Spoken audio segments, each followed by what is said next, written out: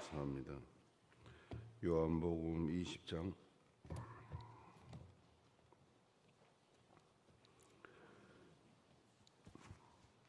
21절에서 23절 말씀 보겠습니다.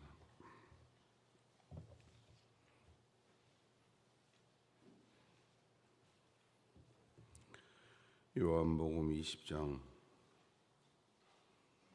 21절에서 23절 다 같이 보겠습니다. 예수께서 또 가라사대 너희에게 평강이 있을지어다. 아버지께서 나를 보내신 것 같이 나도 너희를 보내노라. 이 말씀을 하시고 저희에게 향하사 숨을 내쉬며 가라사대 성령을 받으라. 너희가 네 죄든지 사하면 사하여 줄 것이요 네 죄든지 그대로 두면 그대로 있으리라 하시니라. 아멘. 차오로 인사하시죠. 오늘 또 큰 은혜의 시간 되시길 바랍니다.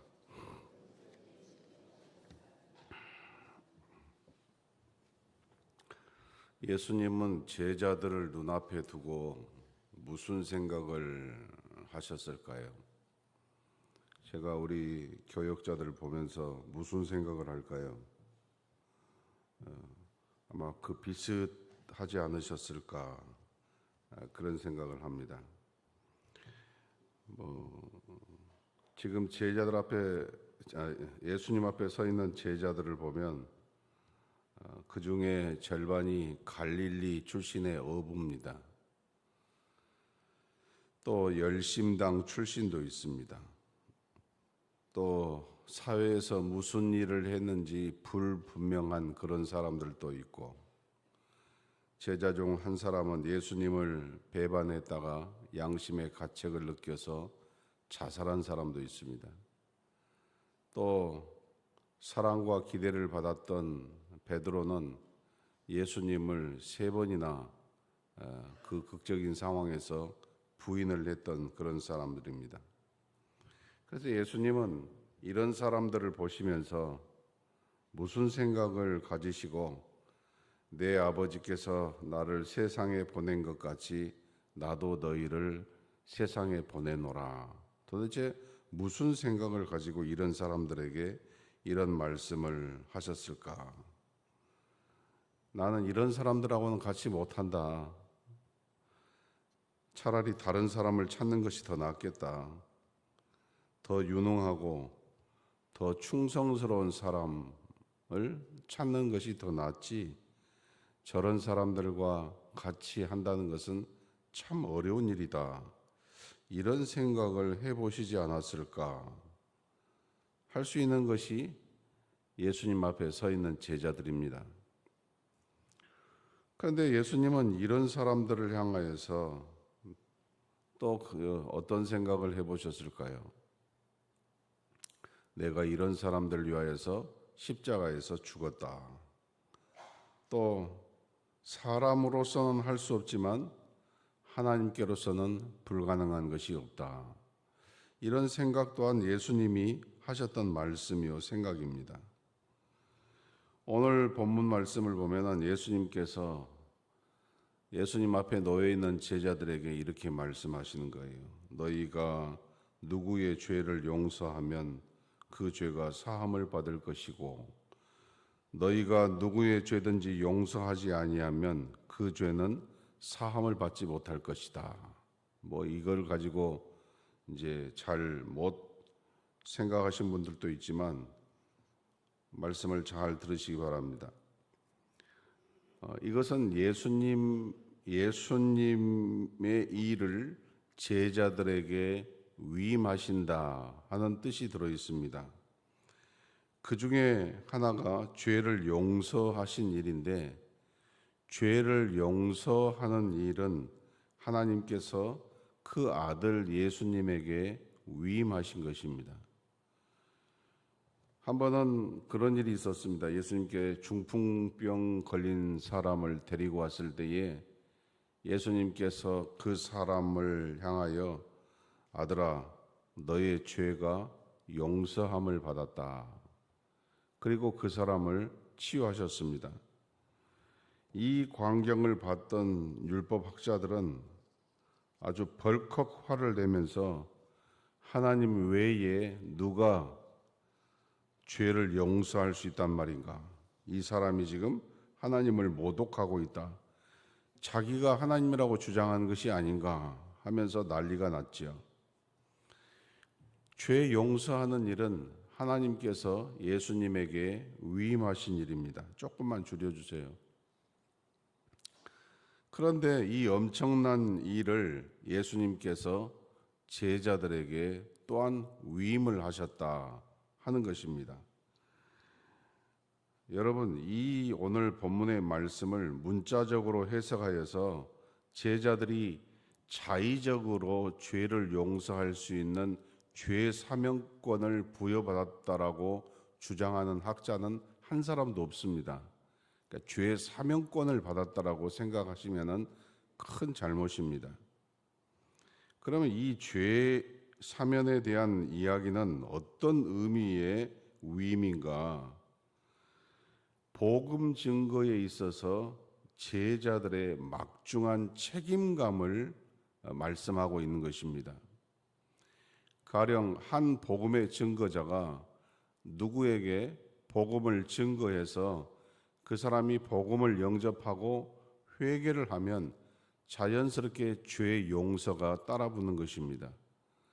그러나 이 복음의 증거자가 게으르고 태만하여서 복음 증거하는 일을 게을리하면 누군가 그를 통하여서 예수를 영접하고 회개하여서 죄 용서함을 받아야 되는데 그 일을 이 복음 증거자가 게으르게 함으로 인하여서 하지 못하고 있다.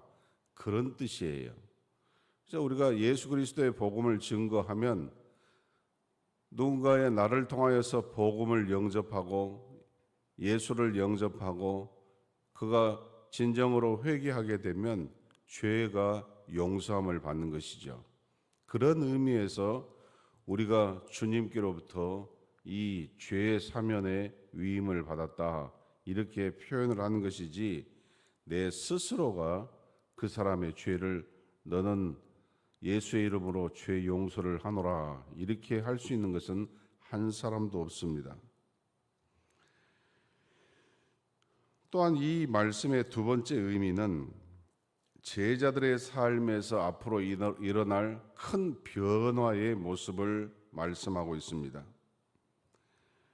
예수님께서는 내가 너에게 진리를 말한다. 나를 믿는 사람은 지금 내가 지금까지 해온 일보다 더 큰 일을 행할 것이다. 그것은 내가 아버지께로 가기 때문이다. 이런 말씀을 하셨습니다. 여기에서 중요한 것은 내가 아버지께로 가기 때문이다. 즉 예수님께서 아버지께로 가심으로 말미암아 부활 승천하심으로 말미암아 너희에게 성령이 오실 것이다. 이 말씀을 예고하신 것이죠. 그래서 더 큰 일을 행한다는 말은 예수님보다 더 큰 일을 행한다는 그런 의미의 가장 큰 뜻은 너희에게 성령이 오셔서 성령에 의하여 너희들이 살게 될 것이다. 이런 의미를 말씀하고 있는 것입니다. 그래서 예수님에게 있어서 이 말씀을 하신 예수님의 말씀을 이해하는데 제일 큰 키워드는 성령을 받아야 된다는 것이에요. 성령을 받지 않고서는 아무것도 할 수 없다는 뜻이에요. 그리스도인들이 50년을 교회 다녔든지 100년을 교회 다녔든지 성령을 받지 아니하면은 일반 교회 다니지 아니한 사람들이 불쌍한 사람 보면은 선한 일을 하고 또 부지런히 살고 양심적으로 살고 그것과 다를 바가 없는 것이에요. 성령을 받지 않고서는 예수 믿는 사람들에게는 아무리 앞에 큰 숫자가 있어도 고박이 0이 되는 것이에요. 그래서 이 말씀을 이해하지 않고서는 예수님의 말씀을 이해할 수가 없는 것입니다. 왜 성령을 받아야 되는가? 성령을 받으면 어떤 일이 일어나는가? 성령을 받아야 된다는 것이 어떤 의미를 말하는 것인가? 이것을 항상 잊지 말아야 돼요. 그래서 로마서가 기독교의 교리의 주 핵심 말씀이고, 그 로마서를 다시 압축해 놓은 말씀이 갈라디아서라고 갈라디아 강의 때 이야기했어요. 제가 갈라디아서를 마치고 여호수아 강의를 시작하면서 여호수아를 들여다보면서 생각하는 것이, 갈라디아서를 볼 때에는 날마다 이렇게 성령에 대한 말씀과 성령에 대한 은혜와 성령에 대한 동행과 성령에 대한 능력을 이야기하다가 딱 말씀이 바뀌어서 배경화면이 딱 바뀌니까 뭔가 마음에 그 끈끈함이 없어지는 것 같아요. 그래서 제가 깨달았어요. 성령을 사모한다는 것이 무엇이냐. 늘 생각하고 늘 가까이 해야 되고 늘 입으로 되까리고 늘 그것을 생각하며 늘 의지하는 것이 사모하는 것이라는 거예요. 그래서 그것이 되지 아니하면은 멍청하게 잊어버리고 있다가 점심 되면 밥 먹는 것이고 또 저녁 되면 밥 먹는 것이고 이런 식이 되는 것이지, 성령과는 관계없는 삶을 사는 날이 많아요. 불과 한 주간 사이에 갈라디아서 여호수아로 넘어갔는데, 그 한 주, 이번 주는 2주째인데 2주 동안 느꼈던 것이, 이토록 성령을 사모한다는 것이 그냥 앉아서 사모하는 일이 아니구나, 이걸 깨달았던 것이죠. 제가 이런 것을 깨달았는데 여러분이 오죽하시겠습니까? 여러분이 날마다 성령을 사모하고 성령을 붙잡고 성령의 동행을 체감하며 성령의 능력을 체감하면서 살고 계신지요? 그렇지 아니하면은 잠 조금 못 잔 것 때문에 화가 나고, 누가 말 한마디 하는 것 때문에 자존심 상하고, 뭐가 몸이 조금 아픈 것 때문에 짜증이 나고, 모든 것이 다 엉망진창이 되어버리는 것이에요. 성령의 역사라는 것이 내가 내 욕심, 여기 오늘 앞으로 표현 나오는데 자연인으로 산다는 말이 아닙니다.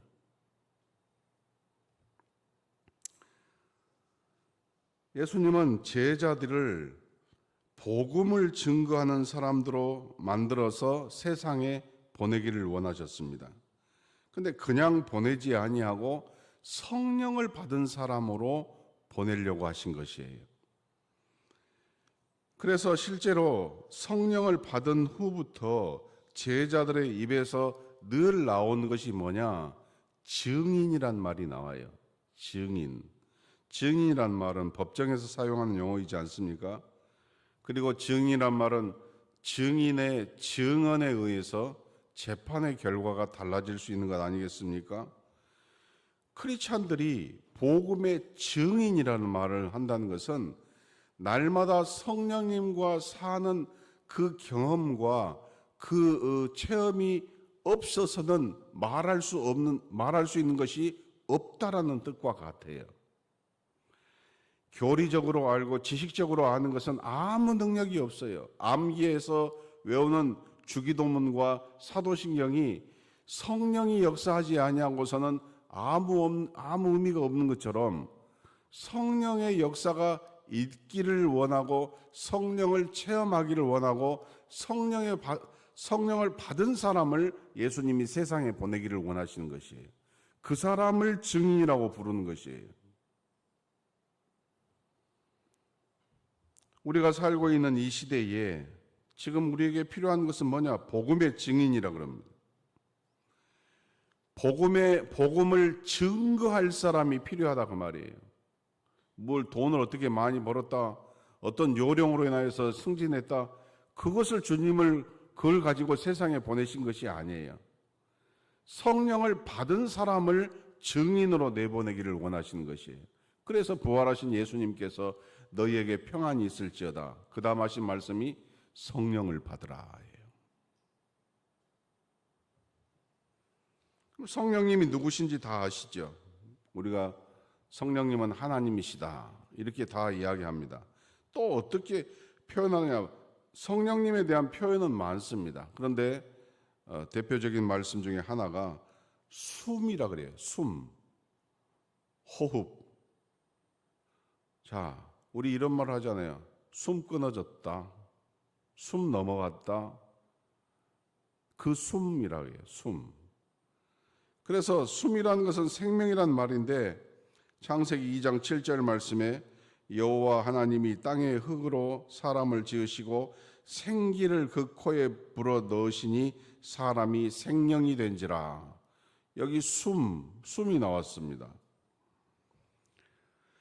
또 에스겔서 37장 4절에서 5절 또 내게 이르시되 너는 이 모든 뼈에게 대언하여 이르시기를 너희 마른 뼈들아 여호와의 말씀을 들을지어다 주 여호와께서 이 뼈들에게 이같이 말씀하시기를 내가 생기를 너희에게 들어가게 하리니 너희가 살리라. 이 생기가 곧 숨입니다. 그리고 요한복음 20장 22절 오늘 이 말씀을 하시고 그들을 향하여 숨을 내쉬며 이르시되 성령을 받으라 그랬어요. 이 숨이 곧 생기예요. 숨, 생기, 생명, 기운, 영, 바람 다 똑같은 말로 성경은 사용하고 있어요. 성령님을 다르게 표현하고 있는 것이에요. 부활하신 예수님께서 지금 자기 앞에 놓여 있는 제자들을 어떻게 보셨을까요? 숨이 없는 사람들로 보신 거예요. 생명이 없는 사람들로 보신 거예요. 여러분, 지금 예수님께서 여러분을 보시면은 어떻게 보실까요? 멀쩡히 살아있는데, 나는 멀쩡히 살아있는데 이렇게 안 보셔요. 성령을 받았느냐, 성령을 받지 못했느냐. 다시 말하면은 숨이 있냐, 숨이 없냐, 그렇게 보시는 거예요. 예수님이 보실 때에 지금 그 사람들은 복음의 증인이 될 수 없는 사람들이죠. 왜? 숨이 없기 때문에. 생명이 없어요, 지금. 조금만 힘들면, 조금만 위협이 닥치면은 지금까지 어떻게 살았습니까? 다 도망가 버리지 않았습니까? 3년 동안 그렇게 가르쳤는데 조금 위기가 오니까 다 도망가 버리지 않았습니까? 예수님 눈앞에 지금 서 있는 이 사람들은 살아있는 사람들이 아니었습니다. 왜? 그 속에 생명이 없는 사람들이었어요. 에스겔의 마른 골짜기에 들어있는 마른 뼈다귀와 같은 사람들이었습니다. 그래서 예수님께서 그들에게 주셨던 것이 무엇입니까? 숨을 불어 넣으셨다고 그랬어요. 마치 에덴 동산에서 하나님께서 사람을 지으실 때에 그 코에 생기를 불어 넣으셨던 것처럼 부활하신 예수님께서도 부활하셔서 제일 처음 하신 일이 그 당신의 제자들에게 숨을 불어 넣으셨다고 그랬어요. 숨을 불어 넣으신 이유가 뭐라고요? 생기를 넣으신 이유는 성령을 받으라는 말과 같다는 것이에요. 예수를 믿는다고 하면서 이 숨이 없는 사람들이 많습니다. 이게 다 가짜지요. 그래서 여기 숨을 불어 넣으셨다는 것은 새로운 사람으로 태어나야 된다는 것이에요. 그래서 중생, 한자로는 중생, 영어로는 born again이라는 말을 쓴 거예요. 우리말로는 거듭난다라는 말을 쓴 것이죠. 성경에는 우리가 간혹 잘 알 수 없는 말씀들이 많이 기록되어 있습니다. 가령 고린도전서 15장 50절 말씀에 내가 분명히 선언하거니와 육체와 피는 하나님의 나라를 상속할 수 없다 그랬어요. 여기 육체와 피라는 것은 무슨 말이냐? 자연인을 말하는 거예요. 성령을 받지 않은 자연인. 성령을 받지 않고서는 하나님의 나라를 상속할 수 없다는 것이에요. 단순히 복음의 증인이 되는 것만 못하는 것이 아니라 하나님 나라 상속인이 될 수 없다는 것이에요.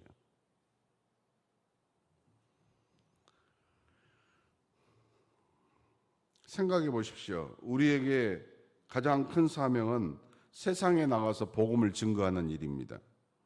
사람을 구원하는 일입니다. 이것이 하나님 나라의 일입니다. 그런데 어떻게 성령을 받지 않은 사람이 그 일을 감당할 수가 있겠습니까? 하나님의 호흡을 갖지 않는 사람들이 사람을 어떻게 전도할 수가 있겠습니까? 사람을 데려올 수만 있는 것이에요. 영혼 없이.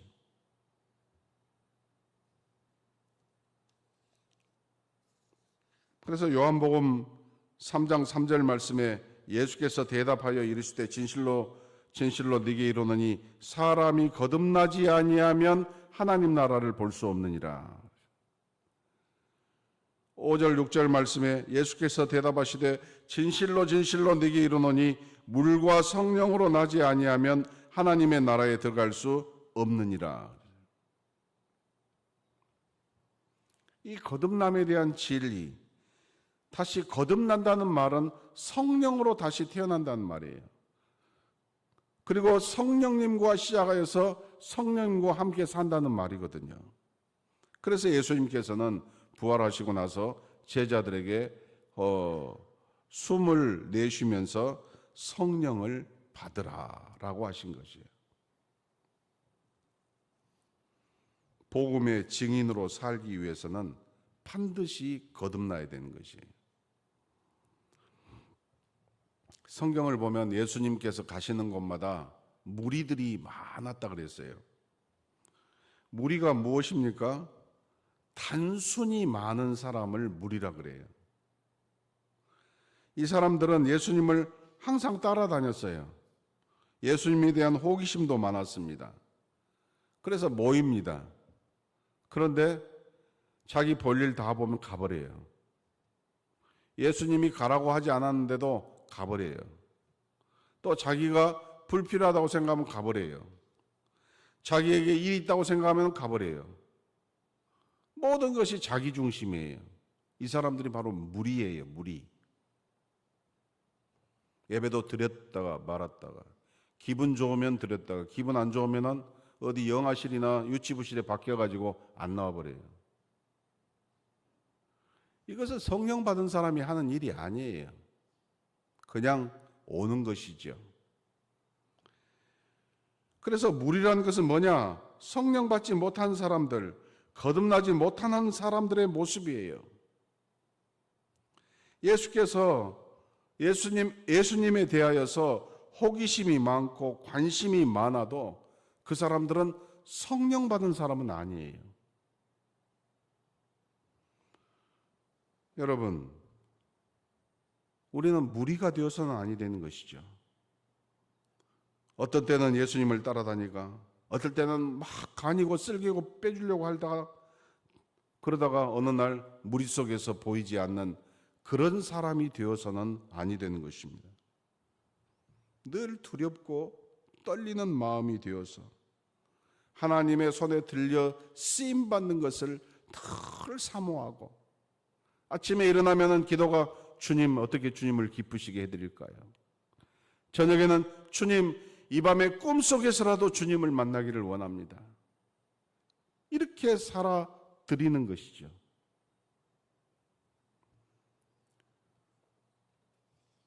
신앙생활의 주제는 내가 아니에요. 성령님이십니다. 그래서 예수님은 부활 이후에 제자들에게 가장 먼저 주시고자 한 것이 성령을 받으라라고 하신 거예요. 그 마지막 시간에 우리가 누군가와 마지막 시간이 된다면 무슨 이야기를 해주고 싶은가요? 제 친구가 세상을 떠나기 직전에 참 많은 사람들이 그 사람을 만났습니다. 근데 그 사람이 이제 몸이 갈수록 살이 다 빠지고 최최한 모습이 보여지니까 다 안 만나려고 그러더라고요. 선별해서 만나더라고요. 그리고 만나서 맨날 그 과거에 있던 이야기, 과거에 있던 이야기, 또 즐거웠던 이야기, 또 세상 돌아가는 이야기, 그런 이야기들을 하면서 시간을 보내는 것을 보았습니다. 그리고 뭔가를 부탁해요. 혹시 내가 유고가 생기면 이렇게 좀 부탁하네. 이걸 하더라고요. 아마 우리가 100에 100이면 다 그럴 것 같아요. 마지막 시간이라고 한다면. 여러분은 마지막 시간이 된다면 여러분의 가장 사랑하는 사람에게 어떤 말을 해주고 싶으신가요? 그것도 절제가 돼야 될 것 같더라고요. 예수님은 절제하셨어요. 그리고 제자들에게 다른 말씀하지 아니하시고 성령을 받으라 이 말씀하셨어요. 그동안 고마웠던 일, 그동안 섭섭했던 일, 그리고 마지막으로 격려하고 싶은 이야기가 없으셨을까요? 있으셨죠. 근데 다른 말씀 전혀 아니하셨어요. 베드로야, 네가 나 3번 부인할 때 내가 얼마나 섭섭한 줄 알았냐? 너 그때 닭 3번 올 때 무슨 생각했니? 이런 거 물어보지 않으셨어요.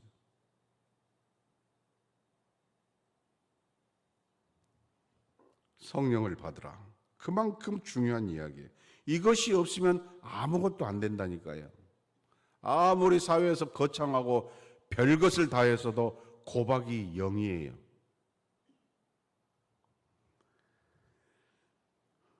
오늘 이 요한복음의 말씀에 그 끝자락에 30절에서 31절에 오늘 보니까 예수께서 제자들 앞에서 이 책에 기록되지 아니한 다른 표적도 많이 행하셨으나 오직 이것을 기록함은 너희로 예수께서 하나님의 아들 그리스도이심을 믿게 하려 함이요 또 너희로 믿고 그 이름을 힘입어 생명을 얻게 하려 함이니라 그랬어요. 이 말씀은 예수님의 행적을 기록하기에는 엄청난 많은 일들을 했지만 모든 말씀의 중심은 예수 그리스도를 믿고 영생을 얻기에 필요한 말씀만 하셨다는 것이에요. 그것만 기록했다는 거예요. 엄청난 일을 하셨어도 이 성경에 기록된 것은 영생을 얻기에 필요한 것만 기록되어 있다는 것이에요. 그게 뭐예요? 성령을 받으라.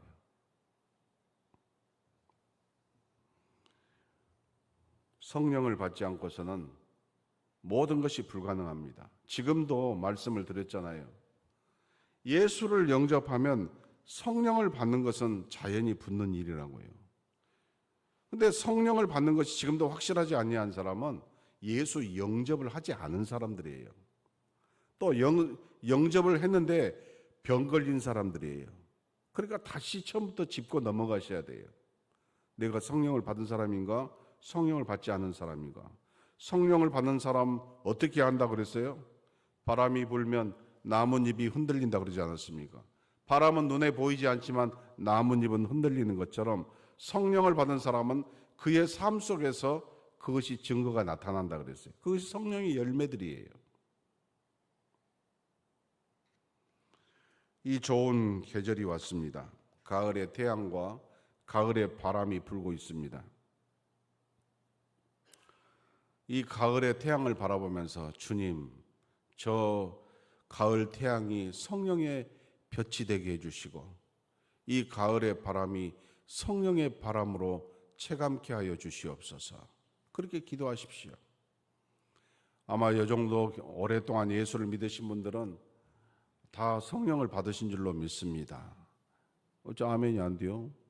네. 뭐가 그렇게 두려워요? 예수님을 나의 구주로 영접한 사람들은 다 성령을 받은 거예요. 그런데 여러분 아셔야 돼요. 성령을 받으라라고 말한 그 시간부터 제자들이 변한 것이 아니에요. 그 시간부터 튀어나가서 증인이 되었던 것은 아니에요.